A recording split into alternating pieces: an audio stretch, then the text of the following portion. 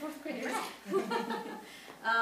Anyhow, I wanted to ask you, before I started reading, I wanted to ask you a question. Do you know what this is? Guinea pig? You think a guinea pig? What do you think? Bear. A bear? Any other ideas? What do you think this is? I didn't know either when I looked at it. It could be a hybrid, right? Mixed up weird guinea pig and a Mixed cow. up weird guinea pig, cow, and bear. Cow and bear. Yes, that's a hybrid. Yes? Guinea pig, cow, and a bear mixed up. Okay. So a lot of hybrid responses. This is actually a kangaroo. Oh my god! This is a kangaroo. It's a different kind of kangaroo that you might be used to seeing. It's called a tree kangaroo. So there are some kangaroos that live high up in the trees in the country of, have you ever heard of Papua New Guinea? Yeah. Have you heard of that? Yeah? So if you look at this world map here, over here, Korea, this is where is Korea, just kind of this little finger right there. And then New Guinea, can you all see it? Yeah. New Guinea is this little purple area, yeah? And then when they magnify it, it's right over here. And this is where the tree kangaroo lives. Okay? Only there. I don't know about only there, that's a good question, but this book focuses on this section of the world, yeah? So it's called Quest for the Tree Kangaroo. The quest is an expedition to the cloud forest. Have you heard of the rainforest before? Yeah? So this is called a cloud forest. If you go up high enough in the mountains, the cloud forest of New Guinea, yeah? So who said guinea pig? So it's kind of a connection with this kangaroo in New Guinea anyway. Quest expedition. This is a story not just about the kangaroo, but a lot about the quest or expedition. Does anyone know what those words mean? Quest or expedition? Yeah? Quest is like a journey. Yeah, like a journey. So if you're going to look for something, you're on a quest, you're on a mission, you're on an expedition. So this is about a group of people, scientists, and that are looking for this tree kangaroo. Okay? So I'm going to start reading.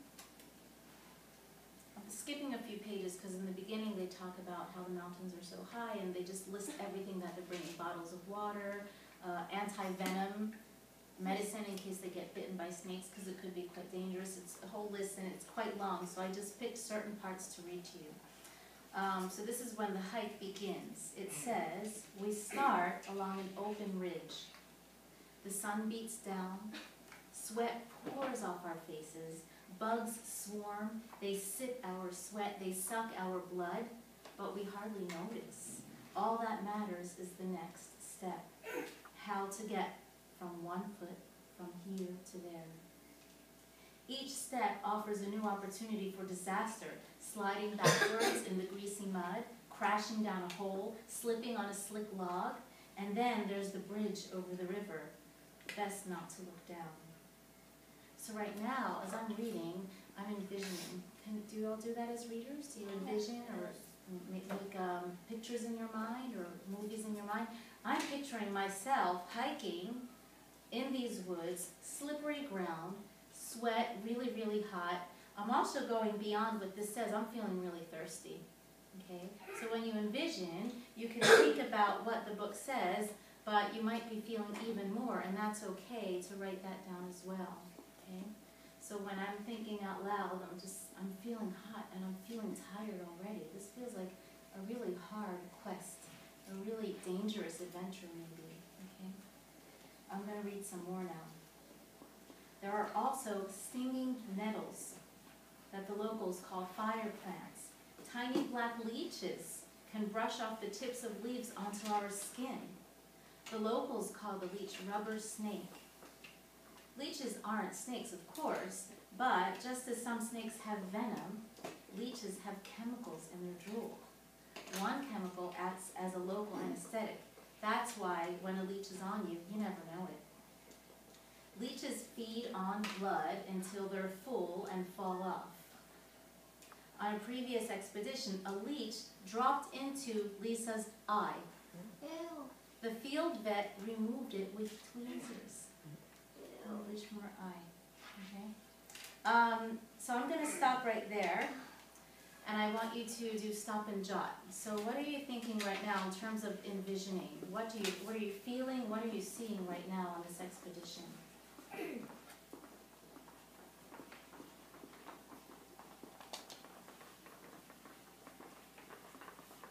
title is it?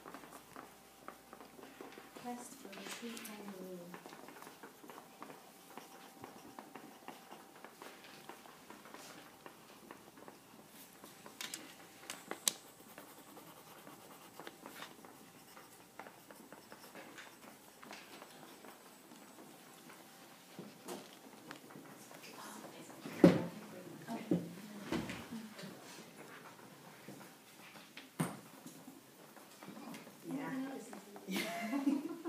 Thank you.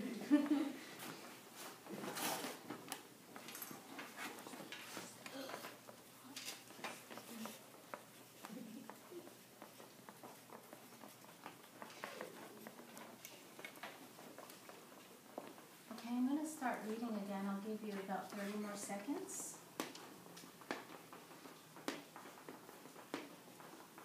When you're ready, just look up.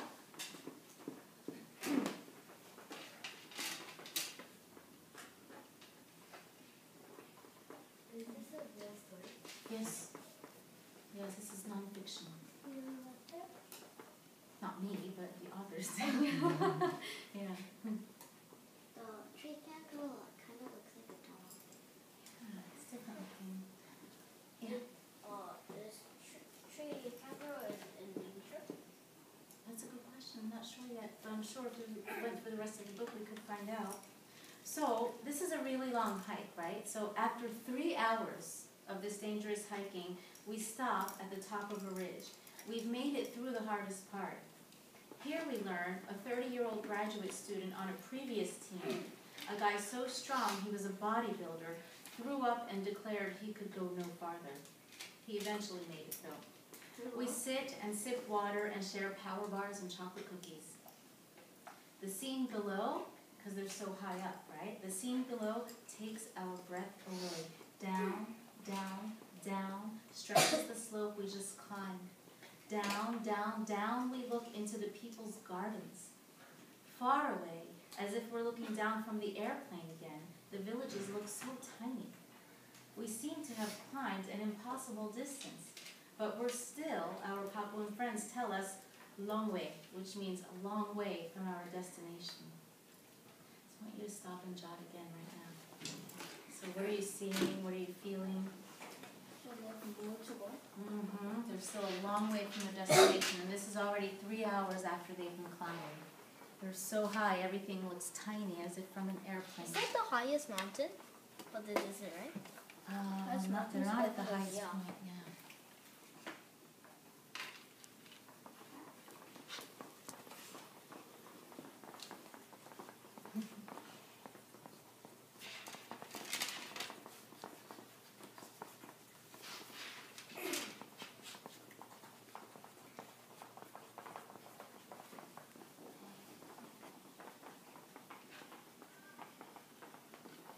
So what are you seeing? What are you feeling? Do you smell anything? Use all of your senses.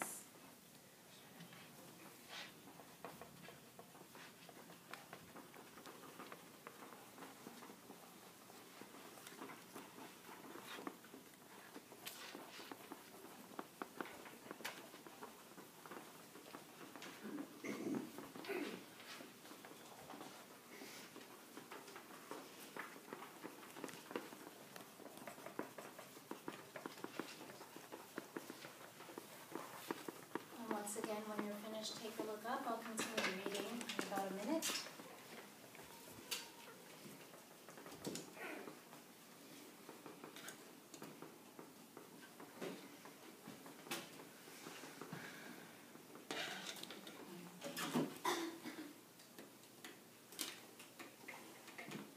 Okay, so there's a few more pages here, but we don't have a lot of time to go through the whole books, but I'll give you a brief. It's letting you know that so far they've climbed 3 hours, right?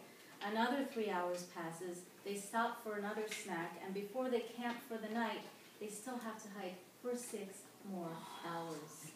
Okay, so they're hiking for 6 more hours, then they're sleeping there overnight, okay? and the next morning before they go to the research camp. And that's why I'm just going to skip these couple of pages and move to finally, okay? By 7 a.m. the next morning, Gabriel's team had found the shoot of a shrub that had clearly been eaten by a tree kangaroo. So I just want you to talk for a minute, okay? This shoot of a shrub has been eaten by a tree kangaroo. How do they know it's been eaten by a tree kangaroo? What would a shrub look like? So vision in your mind. What does a shrub look like if it's been eaten? Can you turn and talk to a partner? What do you think about that?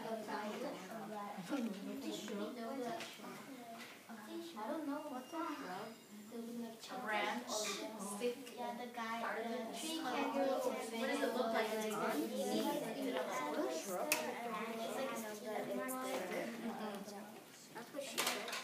Yeah.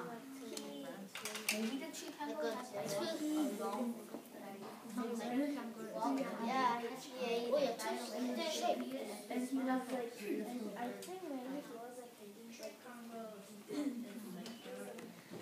Okay, so who'd like to share? What does a shrub or a branch look like if it might have been chewed on by a tree kangaroo? Yes. It might have teeth marks on it, so that would be one really big clue, yes? It might be sharp.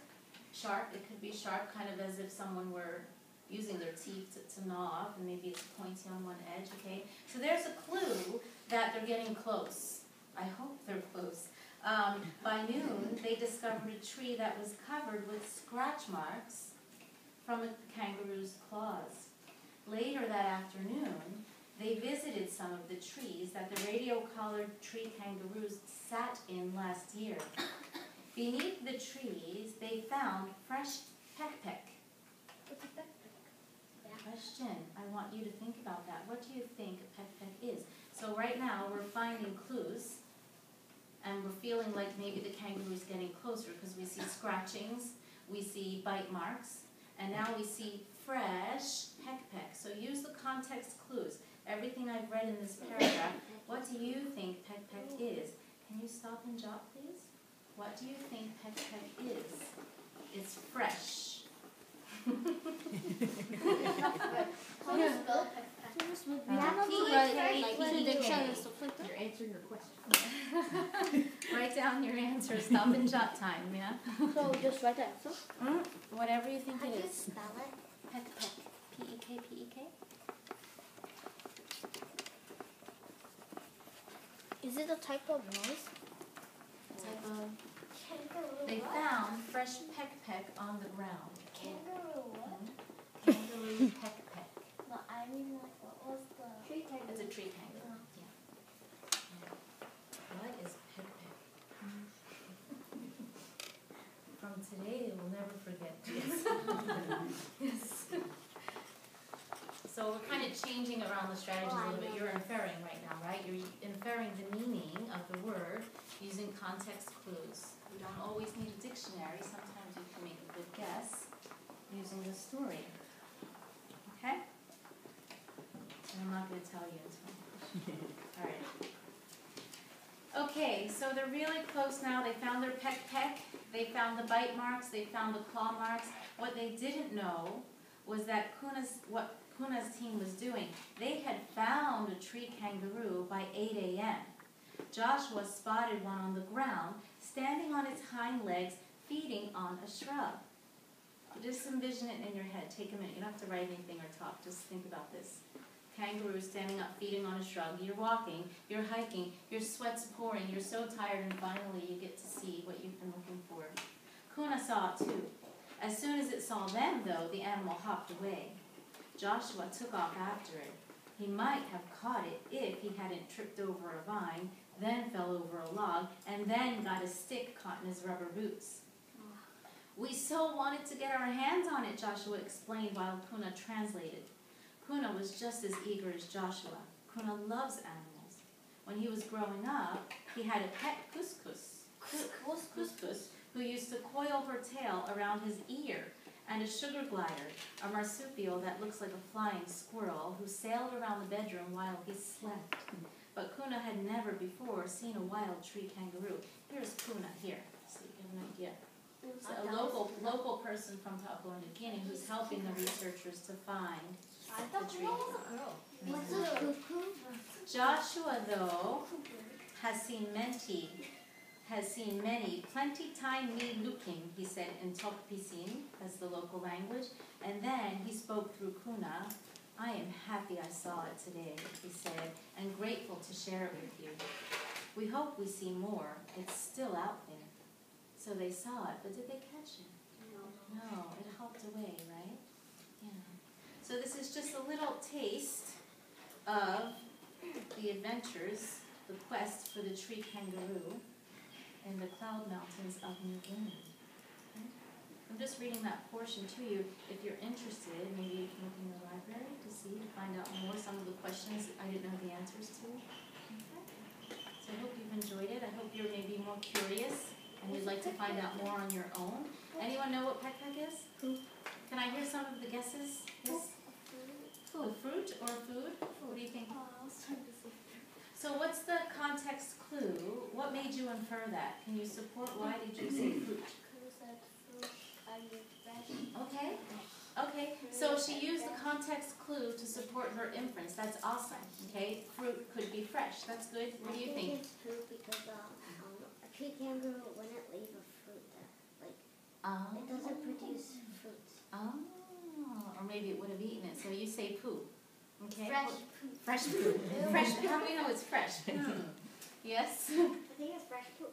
You think it's fresh poop too? What's your support? Why do you think it's fresh poop? Because sometimes they eat fruit and then it comes out and then they see the fruit because. Oh, you think there's fruit in the poo? Yeah. Oh, so you're combining answers. Okay. Oh, you've got a fun class. Yeah. Okay. It is poo, by the way. Oh no. You know what? I don't know. You need to look this up in a Papua New Guinea dictionary because this book does have a glossary at the end, but pek is not in the glossary. Awesome. So it's something you still need to find out on your own.